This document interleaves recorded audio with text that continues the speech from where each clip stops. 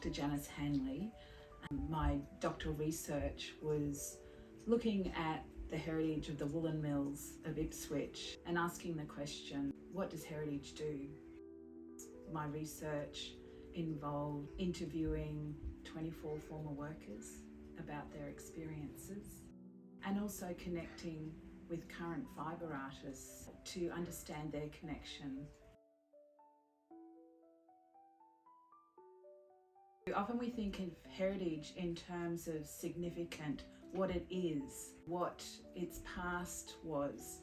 What does heritage do? Makes heritage active, makes it an agent, and it creates things.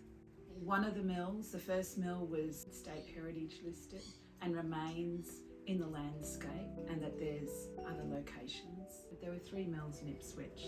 But having that landscape reminder of heritage allows for people to be curious and to ask questions and then draw memories that are held in the community, by their families, and even newcomers coming in and exploring, oh, there's this heritage here, what's that about?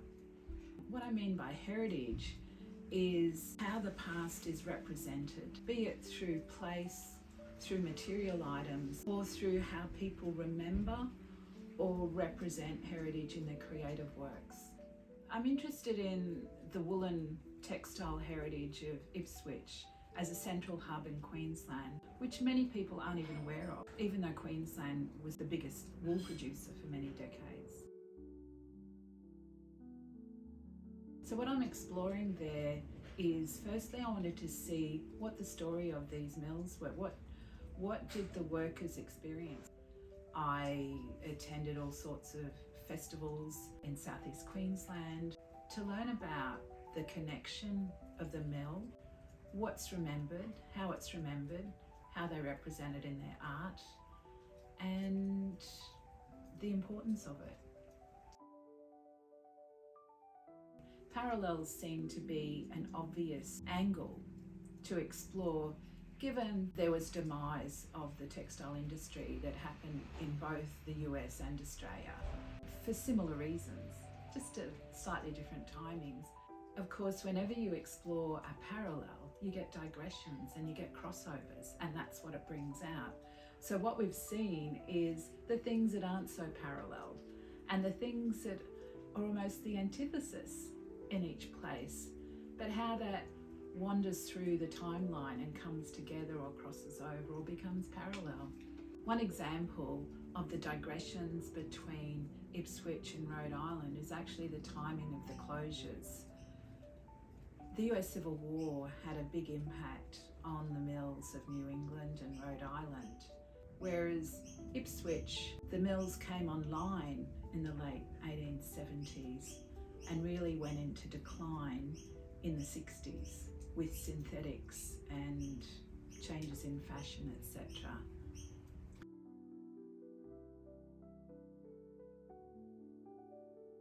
Early on in Australia, a couple of mills were set up with female convict labour.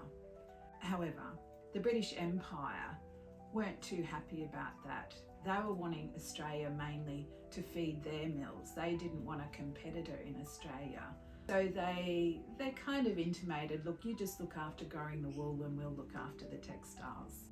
In 1859, Queensland became a separate colony to New South Wales, and Ipswich was a central point.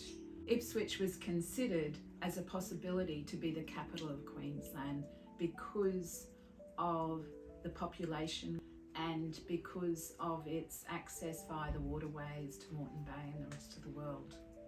It had an incredible supply of coal, enabling local manufacture of not just textiles but all sorts of goods.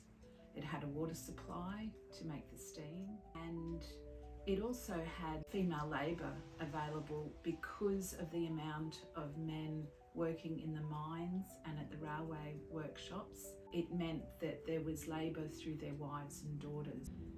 At its height in Ipswich, woolen manufacturing consisted of 3 mills, and it probably employed between 1 and 2,000 people, plus the supply chains. At its height, the whole region of New England, I believe, was over 1,000 mills, whereas the whole of Australia, at its height, had about 100 mills.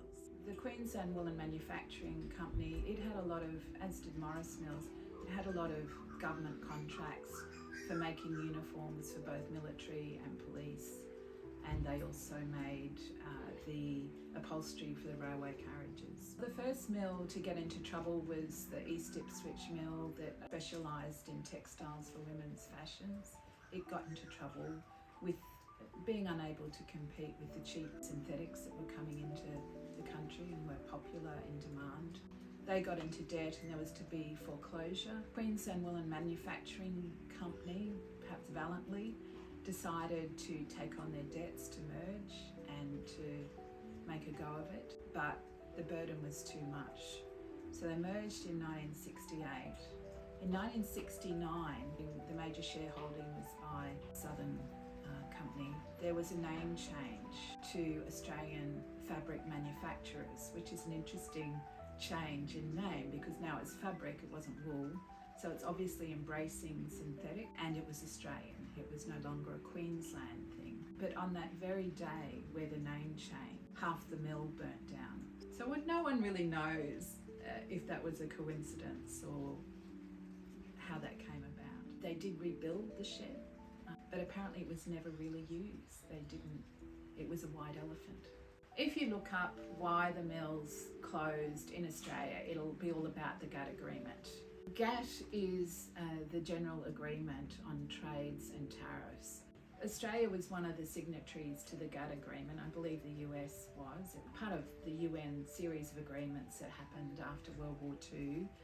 It was to create a level playing field for trade, essentially. That meant taking away protections from industries in Australia.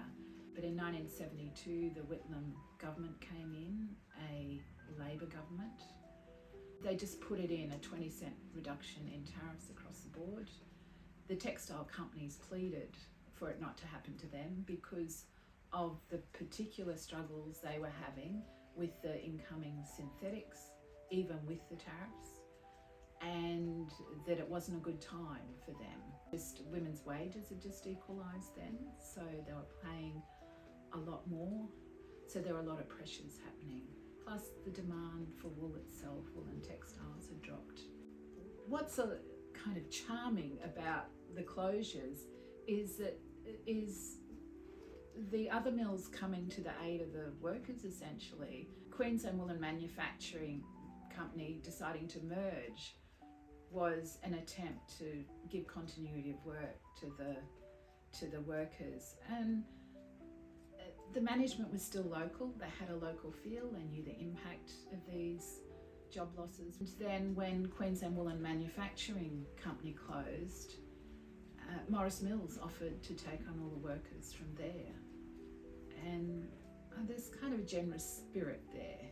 That connection to local community is that it might be tough for us for a bit, but we're committed to the community and we're going to support the workers. But as soon as Southern ownership came in, there wasn't that care anymore. There wasn't that commitment to local people. I don't know the intentions of the owners, but what had value was taken. Any equipment of value, contracts of value, they would have known that when the mills closed, the Queensland government had no choice. I always look on the Ipswich Mills as the canary in the coal mine. It's kind of literal with Ipswich because there were so many coal mines, but the canary in the coal mine in terms of Australia's textile industry. They were a sign of things to come. So the Southern mills were in a position to take advantage of the Ipswich Mills in their difficulties because they're much bigger mills. What followed though, later another decade, was that all the mills were under pressure. So there's the direct metaphor of ends of fibres entangling, and the end seems to be about the closures. But there's other layers here too. Entangled ends came out of my work in materialism and looking at the unseen that occurs, that influences, and there's almost a contagion around it. The whole offshoring of the industries happened in a flash, really, in both countries. There was a compulsion to do it, whether it made sense long term or not. At the time, there was this compulsion, and it caused a lot of disruption. But the other entangled ends are what fashion creates, and this whole dreadful trend of fast fashion. 30% of our textiles go into landfill unused. How is that sustainable?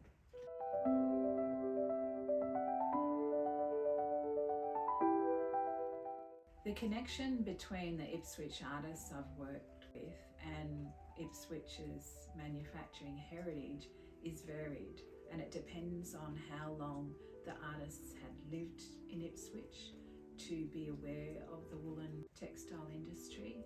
It's interesting, the lack of awareness. Morris Mill closed in the early 80s, so that's only 40 or so years, but it's another generation. And it's only that there is heritage there that is protected.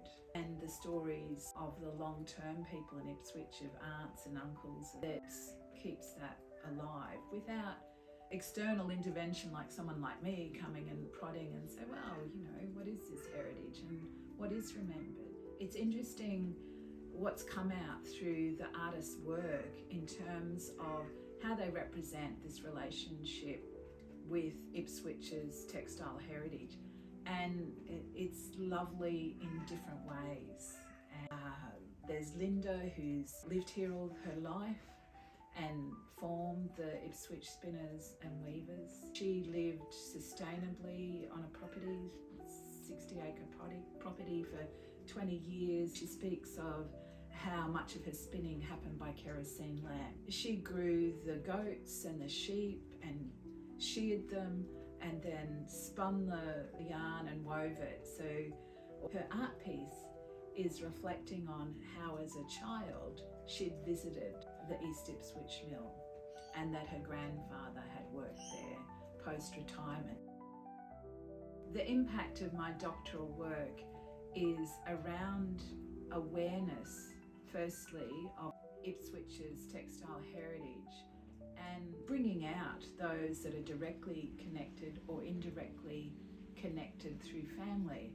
But through the work of Ipswich Threads last year, bringing Deborah out, working on the archives to art processes, it inspired local artists to tap into their own personal connections, whatever it was. We see that through the art that is part of Parallel Threads. We see the different nuances of how these mills are remembered, honoured in lovely ways, in heartwarming ways. You'll hear the artists speak about the impact of Ipswich Threads on their work. And I'm kind of proud to have been able to instigate that, get the funding for it to happen, get Deborah over here to share her skills, her deep love of textile and experience in the mills. And it was such an inspiration to the Ipswich artists here in different ways. What I hope it does is bring some of these stories to life in Rhode Island for the people there.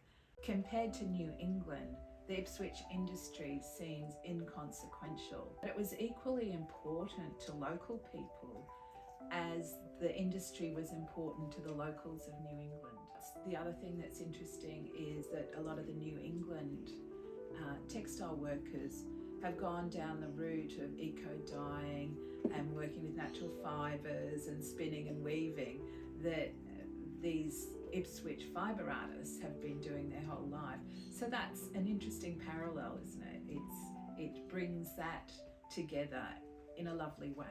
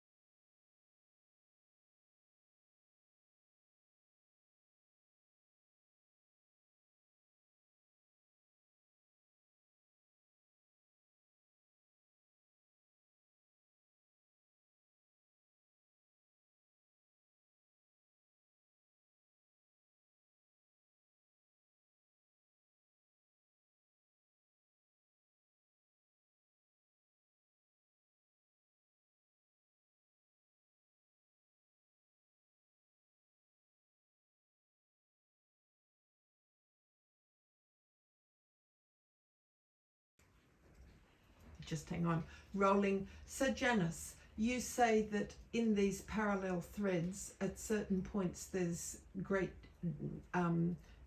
diversity between Rhode Island and Ipswich. Can you give me an example of that? One example of the digressions between Ipswich and Rhode Island is actually the timing of the closures. The US Civil War had a big impact on the mills of New England and Rhode Island, and following that, the mills over a period of 20 years from the 1880s shifted south to where there was cheap labour to be found in the southern states. Whereas Ipswich, the mills came online in the late 1870s and really went into decline in the 60s with synthetics and changes in fashion, etc. So let's get that in a little bit more detail. How was it that Ipswich came to, or first of all, how was it that Australia came to have a woolen manufacturing industry, and how extensive was that? Okay. Early on in Australia, there was some experiments with setting up factories for textile manufacture using female labour, female convicts. Do you want me to say that again? Sure. So early on in Australia, there was mills. Early on in Australia, a couple of mills were set up with female convict labour. However, the British Empire weren't too happy about that. They were wanting Australia mainly to feed their mills. They didn't want a competitor in Australia of textile manufacture. So they kind of intimated, look, you just look after growing the wool and we'll look after the textiles. So the first mill that appeared in Australia was in Sydney in the 1850s, the first commercial mill. And then from there we slowly, from the 1860s, mills were slowly established, mainly in the capital cities. And I'll ask again, or how was it that Ipswich came to have wool manufacturing? That's a different question, yes. Yes. So in 1859, Queensland became a separate colony to New South Wales. And Ipswich was a central point. Ipswich was the head of the river system, so it had access via river to Moreton Bay and the rest of the world.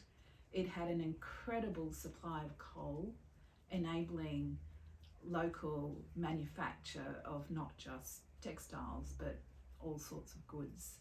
It had a water supply to make the steam and to feed the mill as well, and it also had female labour available because of the amount of men working in the mines and at the railway workshops, that it meant that there was labour through their wives and daughters to be able to work the mill.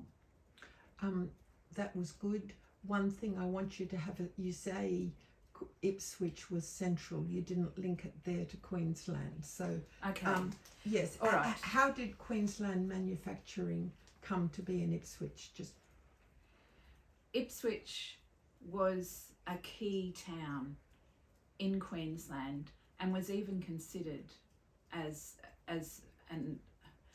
Ipswich was considered as a possibility to be the capital of Queensland because of the population growing there and because of its access via the waterways to Moreton Bay and the rest of the world. Great. So how extensive, at its height, I mean, New England is known throughout the world as a manufacturing centre. to put it bluntly, Ipswich is not.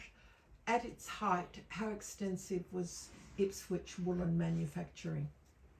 At its height, Ipswich woolen, which was probably World War II, would be the peak of the textile manufacturing in terms of output, I would say. Ipswich, what was the question again? Sorry. I said that, New England is, I'm Yeah. just going to change the, Have I moved? I'm kind of going down. yes, I'll it's sit back better up. when you're sitting back up. Yes, Yes, it's much sorry. more balanced. Yes. So I said that New England is known globally as a manufacturing centre. Ipswich is not. At its height, how extensive was woolen manufacturing in Ipswich? At its height in Ipswich, woolen manufacturing consisted of 3 mills, and it probably employed between 1,000 and 2,000 people, plus the supply chains. And how would that compare to the size of New England manufacturing at its height? Well, at its height, the whole region of New England, I believe, was over 1,000 mills, and it's whereas the whole of Australia at its height had about 100 mills. So that's the difference in scale we are talking here. And Ipswich was a northern outpost. The main action in terms of textile manufacture was happening in Geelong and Hobart. Geelong was really the centre for Australian woolen textile manufacture. And so tell me then about wartime in the Ipswich Mills. Was war did war drive much manufacturing of textiles in Australia? And in Ipswich in particular, sorry. Yes.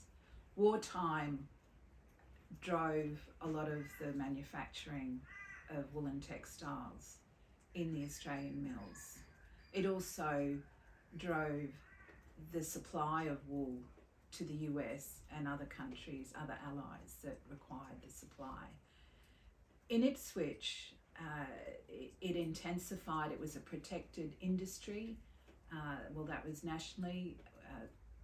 The woolen mills were protected industry, so anyone working in the mills couldn't go to war. For the women working at the mills, because it was a protected industry, they were pushing for higher wages, which only happened at the end, and they went from 60% of the male wage to 75%, but lost all their bonuses for roles, etc. What's that word? So for the women, I don't know what I was going to say there. I'm just going to stop a moment. So Janis, could you just introduce yourself to the camera, who you are and what your relationship to Parallel Threads is? I'm Dr. Janis Hanley. My doctoral research was looking at the heritage of the woolen mills of Ipswich and asking the question, what does heritage do?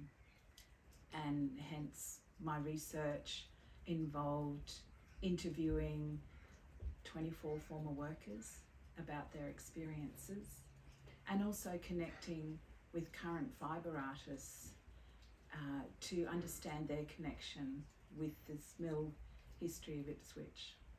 So what does heritage do? Where did you get, that's a huge question, but a really interesting one.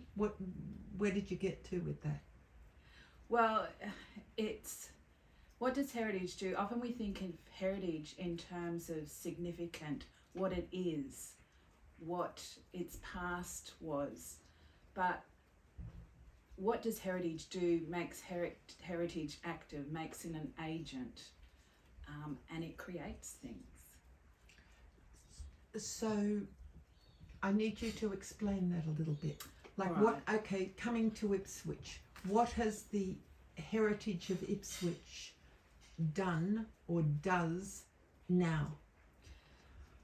That one of the mills, the first mill, was heritage listed, state heritage listed, and remains in the landscape as a place known as a former woolen mill, and that there's other locations where the other mills were, although one's now a housing estate. But having that landscape reminder of heritage allows for people to be curious and to ask questions and then draw memories that are held in the community by their families, and even newcomers coming in and exploring, oh, there's this heritage here, what's that about? And what do you mean by heritage, Janice? What is heritage? Heritage, what I mean by heritage is how the past is represented, be it through place, through material items, or through how people remember or represent heritage in their creative works. Okay, so the particular heritage that you're talking about here is well, tell me that. What heritage The is heritage, yes, the heritage that I'm looking at here in terms of Ipswich is the woolen mill heritage. So the main visible object of, let me start that again. So what I'm interested in here is Ipswich's woolen mill heritage, which is made visible through the state listed heritage site of the Queensland Manufacturing Company. And what was the rest of that question? I think I just wanted you talked about what heritage is as a general concept. You know, what's the heritage that you're interested in here? How about try that again, building in some of the cultural dimensions as well. All right. Yeah. So I'm interested in the woolen textile heritage of Ipswich as a central hub in Queensland for textile manufacture, which many people aren't even aware of that occurred here, even though Queensland was the biggest wool producer for many decades.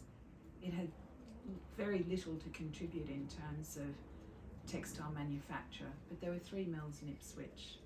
So what I'm exploring there is, firstly, I wanted to see what the story of these mills were.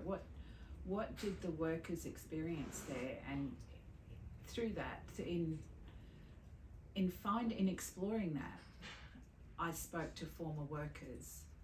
I attended all sorts of festivals in southeast Queensland around woolen textiles, and I also spoke to the local spinners and weavers and fibre artists to learn about the connection of the mill, what's remembered, how it's remembered, how they represent it in their art, and the importance of it.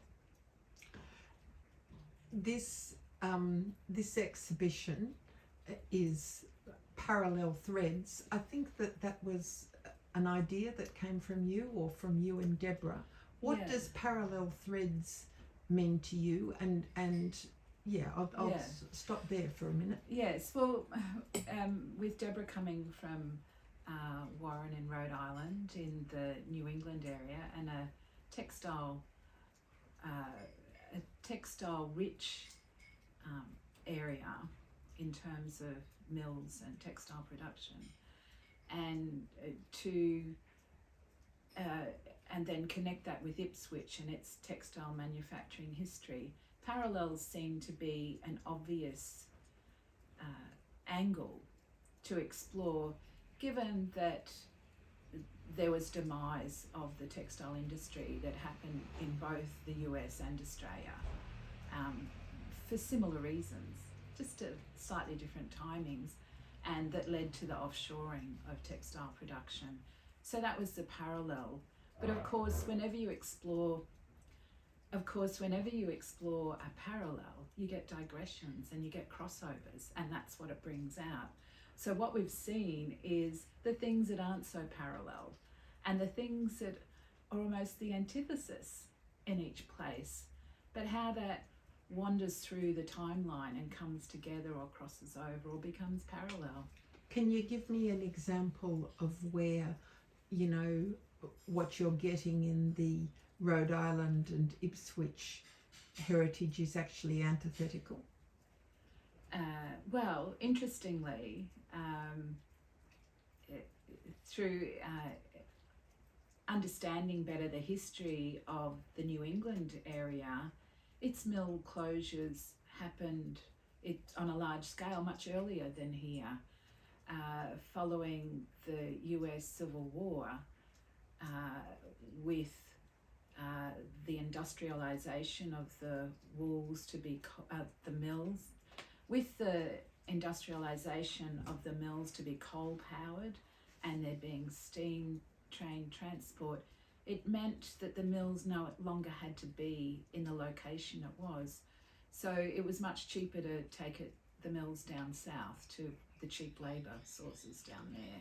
So I'm confused. The American Civil War is in the early 1860s. Yes. You're looking at Rhode Island as a parallel to Ipswich and Ipswich's history of the last 150 years. Yeah. If the Rhode Island mills disappeared in the 1860s, that doesn't seem parallel at all. Well, they disappeared between the 1880s and the 1920s, largely. There was some left, and there was some that continued. But the bulk of them, it's a curve like this with 1900 at the top of the curve. And that was a surprise to me because a lot of the textile workers experienced the closures in the 1990s and early 2000s, but they were working in mills in relation to mills across the US and in Europe. Can we just stop a minute? Yeah.